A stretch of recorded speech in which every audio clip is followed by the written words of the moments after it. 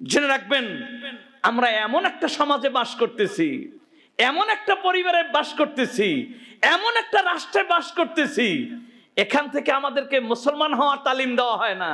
বারবার কাফের মুশরিক বেঈমান হওয়ার জন্য যে তালিম প্রয়োজন, সেই তালিমটাই জন্ম হওয়ার পর থেকে মরণ পর্যন্ত অহর্নিশি আমাদের কানে বাজতে থাকে।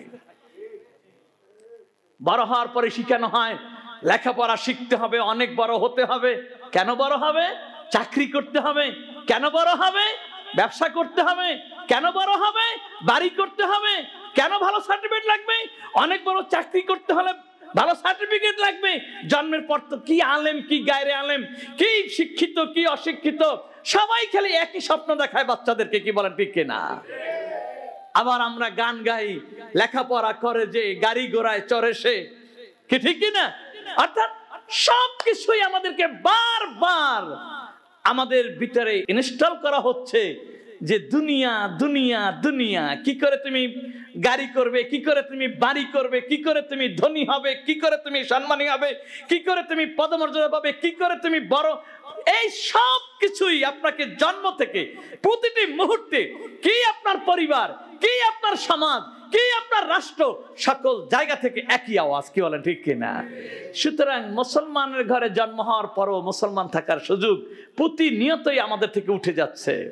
এতদিন স্কুল কলেজে ইসলাম না পড়ালো, ইসলামের বিরোধিতা করার শেখানো হতো না, তো বাচ্চারা মুসলমানের ঘরে জন্ম বিধায় তারা ইসলাম খুঁজে নিত।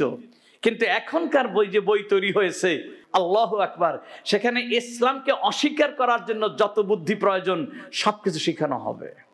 প্রথম থেকেই পড়ানো হবে আপনি কি করে আল্লাহকে অস্বীকার করবেন, কি করে রসুলকে উপেক্ষা করবেন, কি করে ইসলামকে উপেক্ষা করবেন, কি করে আপনি একটি নাস্তিকতার জীবন যাপন করবেন, আপনি কি করে নাস্তিক হবেন, তার সমস্ত কলাকৌশল, অর্থাৎ ইসলামের বুদ্ধচারণের জন্য যা যা শিক্ষার প্রয়োজন সেগুলোই এখন শিক্ষার ব্যবস্থা করা হচ্ছে।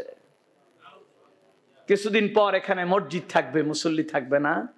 এখানে নাম আব্দুর রহিম আব্দুল করিম থাকবে, কিন্তু মুসলমান থাকবে না। নাম আব্দুর রহিম আব্দুল করিমও থাকবে না, সে কামও কটাই দিচ্ছে। এই সমস্ত বইয়ের ভিতরে মুসলমানের নামও ব্যবহার করা হয় না। আমি আপনাদেরকে অনুরোধ করব, এমন একটা কঠিন জামানায় এসেছেন, বাঁচতে হলে আপনাকে দুটো পরামর্শ গ্রহণ করতে হবে। একটি অধিক পরিমাণে জিকির ও দুরূদ, দ্বিতীয়টা হলো এই যে আপনার পরিবার, আপনার সমাজ, আপনার রাষ্ট্র, সকল জায়গা থেকে কেবল আপনাকে পরকাল বিমুখ করা হচ্ছে। জীবন কাফের মুশরিক বেঈমানদের মতো এইটাই যে জীবন, এইটা আপনাকে শেখানো হচ্ছে। ঠিক সেই মুহূর্তে আপনার কানে যেন একটু হলো মাঝে মাঝে বাজে, এটা জীবন নয়, জীবন শুরু হবে কবর থেকে। এই জন্যই আপনাকে কোনো আল্লাহ ওয়ালাদের সহবাতে কিছু সময়, কম বেশি সময় আপনাকে দিতে হবে। আপনি আলেম হন, আপনি মূর্খ হন, আপনি যাই হন, ধনী হন, গরিব হন, রাজা হন, মন্ত্রী হন, আপনাকে এখন যদি বাঁচতে হয় তাহলে এই পরকালে বিশ্বাসী মানুষের সাথে আপনাকে সম্পর্ক জুড়ে রাখতে হবে এবং তাদের সহবাতে আপনাকে সময় নিয়ে আপনার কানে হাজারো ইসলাম বিরোধিতার ইনস্টল হচ্ছে আপনার ব্রেনের ভিতরে অ্যাপস, দুনিয়ার অ্যাপস। সেই মুহূর্তে আপনি আখিরাতের অ্যাপস ইনস্টল করেন আপনার ব্রেনের ভিতর, তাহলেই কেবল আপনার নামাজের দ্বারা ওপেন হবে আখিরাত। আর যদি ইনস্টল থাকে আপনার দুনিয়া, তাহলে নামাজ পড়বেন, ওপেন হবে দুনিয়া। রোজা রাখবেন, ওপেন হবে দুনিয়া। সব জায়গাতেই আপনি কেবল দুনিয়াই খুঁজে পাবেন, আখিরাতের নামগন্ধ আপনার থাকবে না। আল্লাহ পাক আমাদেরকে হুঁশ করার তৌফিক দান করুন।